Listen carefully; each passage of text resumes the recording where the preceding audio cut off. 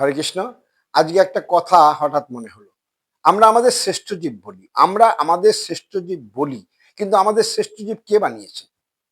সমস্ত জীবেরা মিলে মিটিং করে কি সাব্যস্ত করেছে যে আমরা শ্রেষ্ঠ জীব, মানুষ শ্রেষ্ঠ জীব? না। মানুষই মানুষকে শ্রেষ্ঠ জীব বলে জাহির করেছে।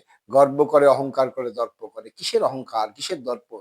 প্রত্যেকটা জীবের ক্ষেত্রে নিজের ক্ষেত্রে সে শ্রেষ্ঠ। একটা পিপীলিকা সে তার নিজের থেকে ২০ গুণ বেশি ওজন বহন করতে পারে। আমি পারি? পারি না। একটা পাখি আকাশে উঠতে পারে, তার কোনো বিপদ হয় না। আমি পারি?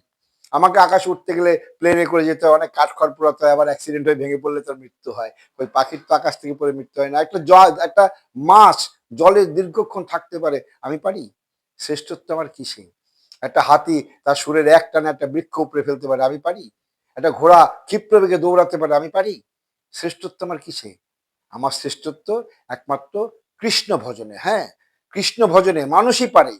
মানুষই পারে একমাত্র তার নিজের বিচারে, তার নিজের চেষ্টায়, তার নিজের ইচ্ছায় ভগবানের চরণ প্রাপ্তি, ভগবানের শরণ নিতে পারে, ভগবানের প্রেম পেতে পারে, ভগবানের ভক্তি করতে পারে। আর অন্য কোনো জীব পারে না।